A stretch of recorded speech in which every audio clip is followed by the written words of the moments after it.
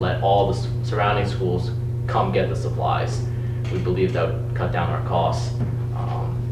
And it did, and it's a good press opportunity because a lot of schools came and picked up the supplies that they wanted, but we were still incurring costs, and we didn't want to incur really any costs because we're a nonprofit and we didn't take any fees whatsoever for the supplies that we distributed. So then from the idea that we had in Entrepreneurship 101 a couple years ago, we decided to implement student-run clubs in high schools that would operate exactly how the nonprofit would do, but on a more local level. And we've arranged it in such a way where we set up a club in one school in, say, suburban Pennsylvania, and we partner them with a more poorer school in, say, Philadelphia.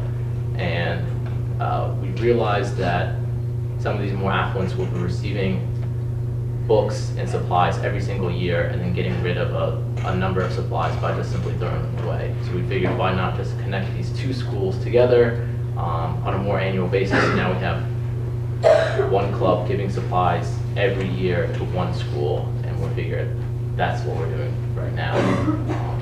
So you build connections and you figure out your operational structure through trial and error pretty much over the years. That's what we've been doing. Yes, I think we've heard some of that. We've also been talking about impact and how do you leverage what you've got now to get sort of greater impact going forward. How can you, one question came up from somebody about how do you actually change policy and make sure that educational resources get shared more equally. Can you leverage what you're doing to get that much impact and make it a much broader and bigger thing? Well, as you know, the educational disparity in this country with regard to public education is enormous, and it continues to widen at an alarming rate to the point where some may argue that the United States is now in a caste system more than a system where you can just be born in a situation, work from your way up to anything you want to be in. So one of the things from our end is there's no way that we could change the spectrum of the public education system to the sense where we could somehow redistribute supplies and furnishings on an equal basis to all schools throughout the country. But what we can do is we can supply data to Congress and to those that can incite reform. And data meaning going through our organization and the things that we've been doing, we've realized that there is no data from public education school systems that determine how much supplies and furnishings and books they were wasting every single year. I don't know if that was on purpose or it's just because they didn't want to take the time to do it. But regardless, there's no data to support any of the claims that I was doing. So I would go in front of someone and say there's a huge disparity in this country between supplies and furnishings between the wealthy school and a poorer school, say suburbia, Pennsylvania, and say Philadelphia, Pennsylvania. But through the data that we're starting to collect, that can help, incite some sort of reform in the future, maybe. But that's what we've been doing. So, to all of you then, the last question that we'll go through for everyone. It isn't a straight upward trajectory, right? There's times when you're struggling with it and times when you're feeling, oh my gosh, you're in a trough somewhere. How do you go through that roller coaster? How do you come out the other side? What carries you forward to make it happen and make it real? Katerina, let's start with you. I think through all those times, having a good mission and believing in your mission is the most important thing. Hammering out your business model is important, but knowing why you're investing your time and maybe your personal capital in this business, and just being sure that this is what you want to do and there's a need for it, and all of that. And then also, the same things that get you through tough times in life, like having great friends and family that also believe in the mission that you've talked to about this, being able to kind of push you and push. How about you, Beatrice? Just going piggybacking off of that, just having that mission and knowing why you're doing it. The why is very important, because without that, it's gonna get hard. It's gonna get really frustrating and you're gonna wanna quit. But then you're gonna realize, oh, I can't because of, and in my case, I can't because of Kenya.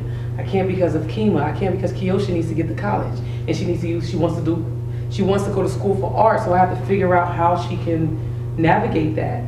How we can make sure she knows that there's a career path associated with that, so long as she's creative. So that why factor, I think that is the most important behind any business.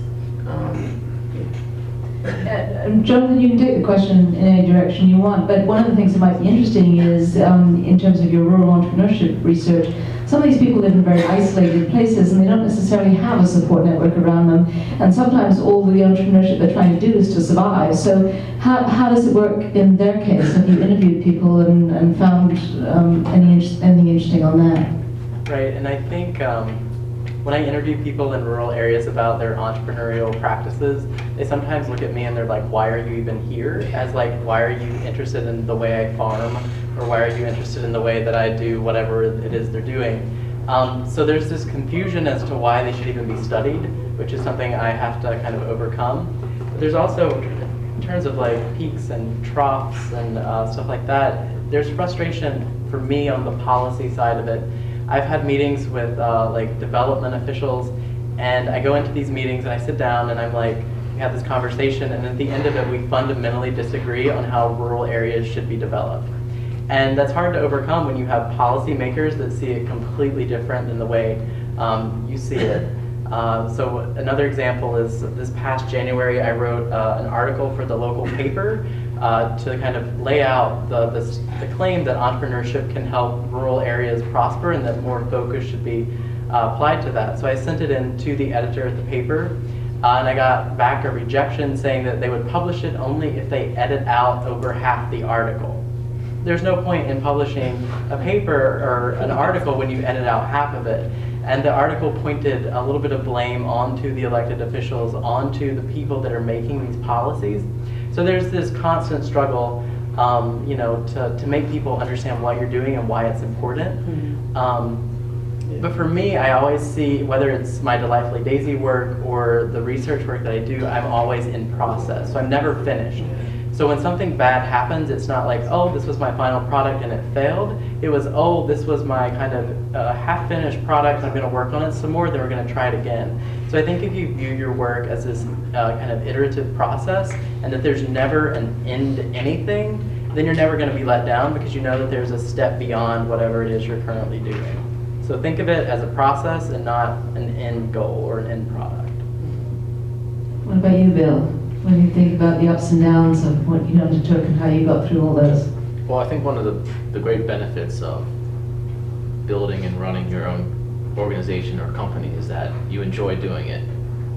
And that if you enjoy what you're doing, no matter the frustrations or obstacles that have come, it won't exactly feel like work. It'll sure feel like work at times, but you enjoy going through that motion and that whole entire process. And I believe just simply enjoying it and being obsessed about that idea will push you through anything that you come across.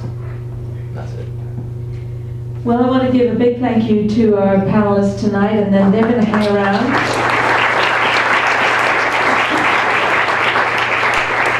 They're going to hang around here up front for you guys, so if you have other questions that you want to come and ask them or just talk to them about what they did, please come on down and they'll be here to chat with you.